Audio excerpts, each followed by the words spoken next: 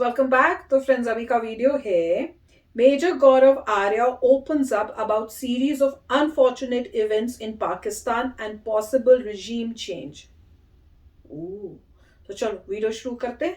Video शुरू करने से पहले अगर आप चैनल पर नए हो और आपने अभी तक सब्सक्राइब नहीं किया है तो जल्दी से पहले सब्सक्राइब के बटन और बेल आइकन को क्लिक कर लो ताकि आपको हमारे सारे न्यू वीडियोस के नोटिफिकेशन मिल जाए जैसे हम अपलोड करें। अगर आपको वीडियो पसंद आता है प्लीज लाइक एंड शेयर। चलिए शुरू करते हैं। देखिए क्या बताते हैं रिजीम चेंज का। क्या है कि आज की तारीख में टीटीपी खुला अटैक कर रहा है, खुला अटैक कर रहा है। क्वेटा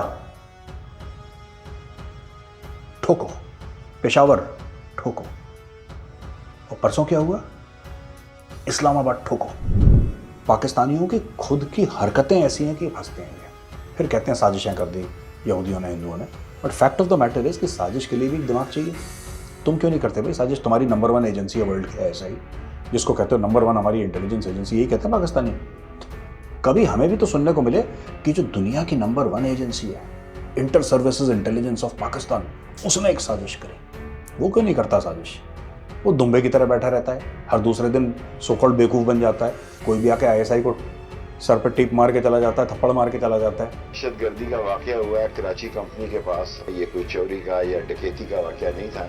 एक किस्म का सिग्नल मिला है कि इस्लामाबाद में दहशतगर्दी के वाकयात होना शुरू हो गए हैं और ये इस साल का पहला वाकया है और हमें बहुत अलर्ट रहने की जरूरत है। जय हिंद दोस्तों, मैं हूं मेजर गौरव आर्या और आप देख रहे हैं डिफेंसिव ऑफेंस। लाइक करिए, सब्सक्राइब करिए और बेल आइकन दबाना बिल्कुल मत भूलिएगा। देखो ऐसा है वैभव, जहां तक मुझे लगता है, मेरा ये अनुमान है कि एस्टैब्लिशमेंट जो है पाकिस्तान की, यानी कि फौज, एस्टैब्लिशमेंट एक दूसरा वर्ड है फौज के लिए, पाकिस्तानी फौज को लगता है कि बस इमरान ने अति कर दिया। इमरान इकोनॉमी नहीं संभाल पा रहा, उसकी माफ़ी है।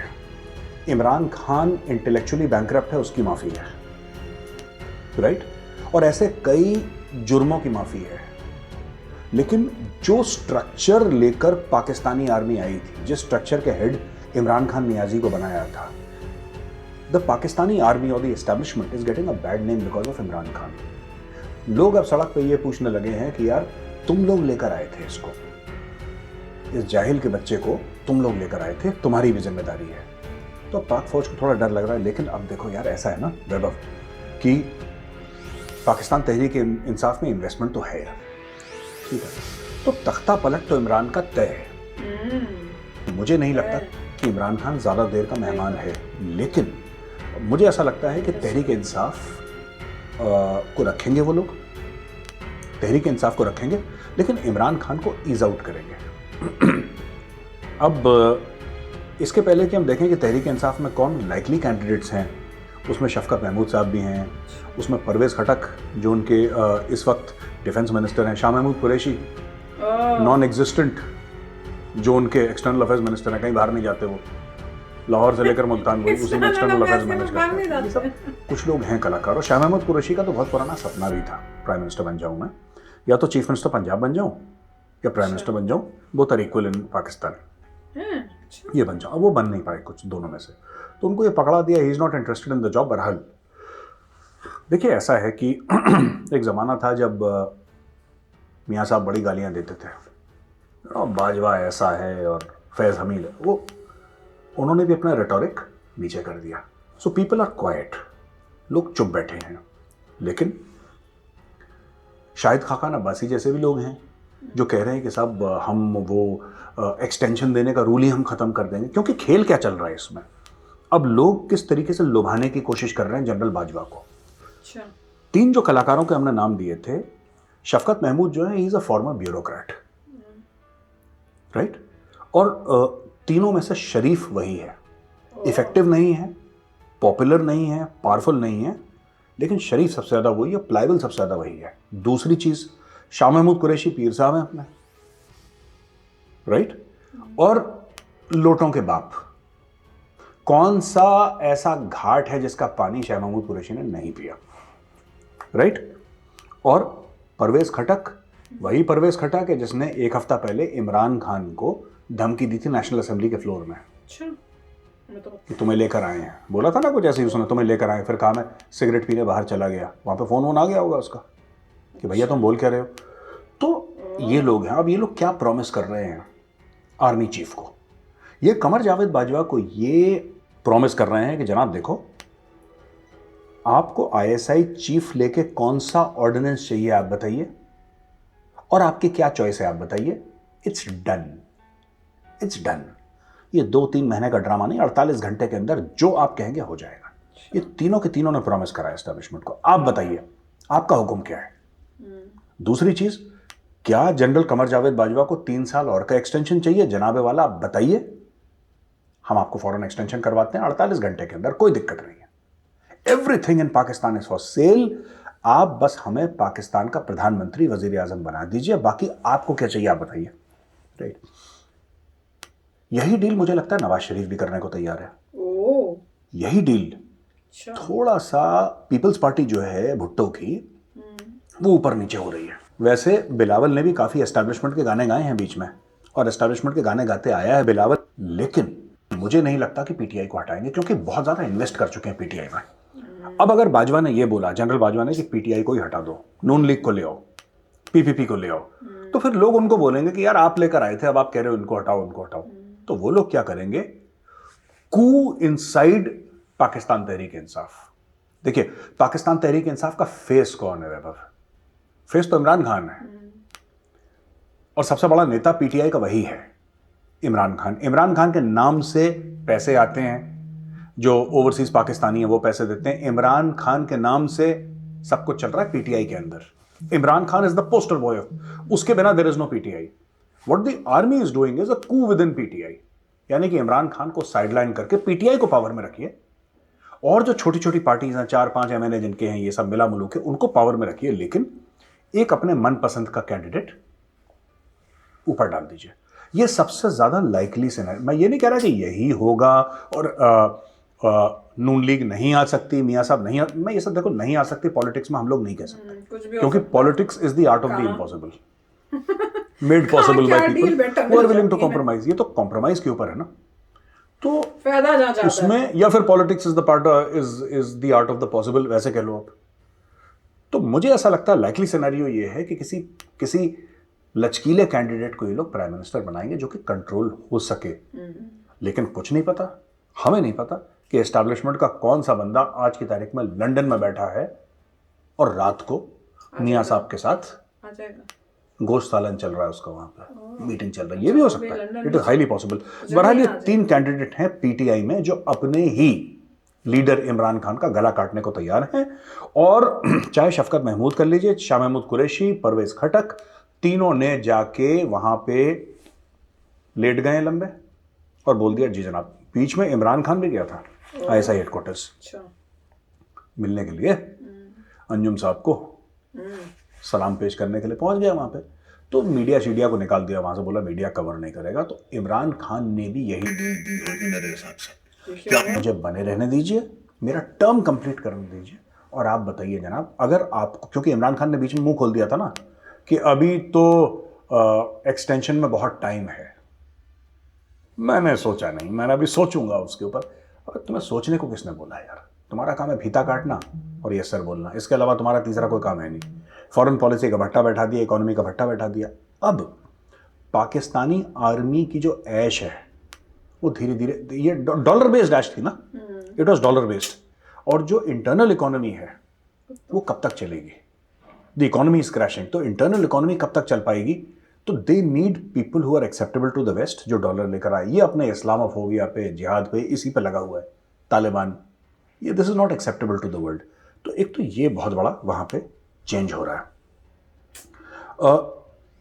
दूसरा एक और चीज है कि सुनने में आया है Vaibhav, I don't know whether this news is true और नॉट, बट सुनने में आया है कि कोर कमांडर्स को ये भनक हो गई है कि जो हमारा बॉस है कमर जावेद बाजवा, ये फिर से एक्सटेंशन लेने के चक्कर में है। कमर जावेद बाजवा साहब ने एक हल्का सा हिंट दिया था कि आई एम नॉट इंटरेस्टेड, पर यार पाकिस्तान का आर्मी चीफ तो पाकिस्तान का खुदा होता है ना, किसको बुरा लगता है यार? और लीगली आपको 3 साल मिला, पहले आप 2 साल के लिए थे, फिर आपको 3 साल मिला, 5 साल ऐसे हो गए, फिर आपको 3 साल मिला। तो आप अगर 3-3 साल ले लेंगे तो आप तो ऐसी ज़िया-उल-हक के लेवल पे पहुंच जाएंगे, परवेज मुशर्रफ के, without a military Koo, parliament sanctioned, आपके ऊपर केस भी नहीं चल सकता। राइट। तो कुछ ना कुछ तो देंगे, जॉइंट चीफ्स देंगे, कुछ ना कुछ देंगे इसको, अगर आर्मी चीफ नहीं भी देंगे। और ये डील पीछे से चल रही है वैभव। हो सकता है वो भी तो वैभव ऐसा है कि एक शख्स जो कि जनरल बाजवा के साथ बैठा, उसके सामने जनरल बाजवा ने ये बोला कि यार देखो, मुझे तो एक्सटेंशन का मन है नहीं और मैं इस कंट्रोवर्सी में पढ़ना नहीं चाहता, अच्छा और मैं रिटायर होना है। अमन और चैन की ज़िंदगी बिताना चाहता हूँ, मेरी उम्र हो गई है, मैं चाहता हूँ अपने नाते पोतियों के साथ खेलूँ, यूएसए दादा नाना XYZ में बन चुका हूँ, अपने ग्रैंड चिल्ड्रन के साथ खेलूँ। देखिए, ये मुझे लगता है कि बड़ा स्ट्रेटेजिकली, क्योंकि अगर हमें पता लग सकता है, वो शख्स हमसे बात कर सकता है, तो पाकिस्तान में तो उसने बका ही होगा, बोला ही होगा हज़ार लोगों को कि वो जो ताकतें हैं, वो जो शक्तियां हैं पाकिस्तान के अंदर, वो शांत हो जाएं कि यार जनरल बाजवा नहीं चाहते एक्सटेंशन। लेकिन I don't think that's true. अगर बिना कंट्रोवर्सी के और बिना ज़्यादा मारपीट के, बिना ज़्यादा जद्दोजहद के अगर बाजवा साहब को मिलता है extension, he will grab it. अच्छा, दूसरी तरफ जो इमरान खान ने इख्तिदार में आने के बाद, एक तो ना बावले हो जाते हैं पाकिस्तानी ना, इनको पता नहीं लगता अब करें क्या, they actually start thinking they are God. तो भगवान तो एक ही है पाकिस्तान में, आर्मी चीफ। इमरान खान को गलत फहमी हो गई कि उन्होंने डायलॉग मार दिया कि जिस तरीके से हज़रत उमर ने खालिद बिन वलीद को निकाल दिया था, जबकि खालिद बिन वलीद ने एक भी जंग नहीं हारी। बेसिकली कि अगर मैं बाजवा को निकाल दूं, तो जब इस्लामिक हिस्ट्री में एक केस हो चुका है ऐसा कि जहां पे हजरत उमर जो कि खलीफा थे, उन्होंने अपने बेस्ट जनरल खालिद बिन वलीद, वो खालिद बिन वलीद जिसने कोई भी जंग नहीं हारी आज तक, जब उसको निकाल सकता है तो बाजवा कौन है? पहली चीज तो इमरान खान अपने आप को हजरत उमर से मिला रहा है। वो हजरत उमर जिसने ये बोला था कि even if a dog is sleeping hungry, I will be called upon by God to answer on the day of judgement. कोई एक जानवर भी, कुत्ता भी अगर भूखा रहे तो मुझसे मेरा अल्लाह पूछेगा कयामत के दिन कि भाई क्यों भूखा था, तू खलीफा था, तूने क्या करा? तेरे राज में एक जानवर भी भूखा कैसे रहा? बात अच्छी की थी। पूरी पाकिस्तानी कौम भूखी मर रही है, ये आज के हजरत उमर के कान पे जू नहीं रेंग रही जो रियासत मदीना मना रहा है। इतना बड़ा फ्रॉड है इमरान खान। खैर, दूसरी चीज यार, जो बात खालिद बिन वलीद की कहते हैं ना, उनसे मिला रहे हैं खालिद बिन वलीद। देखो, खालिद बिन वलीद तो वॉरियर थे, वो जनरल थे। जनरल बाजवा ने तो कोई जंग नहीं लड़ी, ठीक है? तो इनका आपकी तुलना कैसे कर सकते हैं, आप इनको तोल कैसे सकते हैं? देखिए, खालिद बिन वलीद का तो कोई कॉर्नर प्लॉट भी नहीं था कोई कॉर्नर प्लॉट नहीं था ना, एक घोड़ा था, एक तलवार थी, बस, दैट्स इट। ना उनका कोई फौजी फाउंडेशन था, ना उनके कोई बिजनेस एम्पायर थे। तो जनरल बाजवा को खालिद बिन वलीद से मिलाना, एक वॉरियर खालिद बिन वलीद और एक businessman wearing a uniform. Pakistani army chiefs and generals are basically big shot businessman, बड़े बिजनेसमैन हैं वेयरिंग यूनिफॉर्म। इनका लड़ाई वड़ाई से कोई लेना देना नहीं है। अगर इनका लड़ाई से लेना देना होता तो 370-35 से हटने के बाद ये कश्मीर पर अटैक करते। इन्होंने अटैक नहीं करा। वही ऐड चलती है फौजी फाउंडेशन की, डायपर खरीद लो बच्चों के, रियल एस्टेट खरीद लो, DHA बना दिया, यही इनका चलता रहता है। तो मुझे नहीं लगता कि खालिद बिन वलीद के पास कोई DHA का कॉर्नर प्लॉट था। मुझे नहीं लगता खालिद बिन वलीद के पास कोई फौजी फाउंडेशन में चेयरमैनशिप थी उनके पास। He was a simple man. 2 जोड़ी कपड़े थे, एक तलवार थी, कलेजा था, जिगरा था, घोड़ा था, बस, दैट्स इट। अब उनके साथ, अच्छा, ये तो एक कॉमेडी है। दूसरी कॉमेडी की हजरत उमर से अपने आप को मिला रहा है, क्योंकि आफ्टर ऑल रियासत मदीना बना रहा है ना, तो रियासत मदीना के हीरोज भी लेकर आओ, फिर अपनी तुलना उनसे करो, बार बार रिपीट करो कि लोग इस चीज पे विश्वास। ये इमरान खान का बेसिकली फ्रॉड है। This is a fraud perpetrated by Imran Khan Niazi. अब वह पाकिस्तान में एक और गड़बड़ हो रही है, तहरीक तालिबान पाकिस्तान की, और ये कई सालों से चल रही है, लेकिन अब इसने जोर पकड़ लिया। क्या हुआ कि जब 15 अगस्त 2021 यानी कि पिछले साल जब अफगान तालिबान घुसा, पाकिस्तान में बड़ा सेलिब्रेशन हुआ। 3-4 कारण थे। पहली चीज, अब इंडिया निकल जाएगा अफगानिस्तान से। तो जितने भी पाकिस्तानी टीवी एंकर थे बावले हो गए भैया, बावले हो गए। जैसे कि पता नहीं 100% का बोनस मिल रखा होगा, बावले ही हो गए वो लोग। अब तो इंडिया का इन्वेस्टमेंट डूब गया, अब तो ये हो गया, अब तो इंडिया के 3 अरब डॉलर का इन्वेस्टमेंट डूब गया। उनको जो आदमी मैंने एक तो अरब सुना के लिए था। भीख मांग रहा है उसके लिए 3 अरब, तो यार समझो ना उसके लिए क्या है 3 अरब। पाकिस्तान 1 अरब डॉलर के लिए भीख मांग रहा है ना IMF से, उसके लिए 3 अरब डॉलर तो इंडिया के लिए कुछ भी नहीं है। 3 अरब पाकिस्तान के लिए बहुत बड़ी चीज़ है यार। 3 अरब मतलब 2-3 महीना और खाना खा लेंगे। It's a big deal for them. तो क्या हुआ कि इन्होंने TTP के लोग छुड़वाए अफगान तालिबान ने। पाकिस्तान चुपचाप देखता रहा।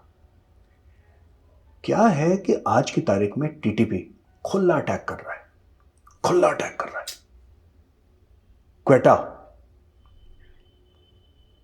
ठोको, पेशावर ठोको, और परसों क्या हुआ, इस्लामाबाद ठोको। दहशतगर्दी का वाकया हुआ है कराची कंपनी के पास। ये कोई चोरी का या डकैती का वाकया नहीं था।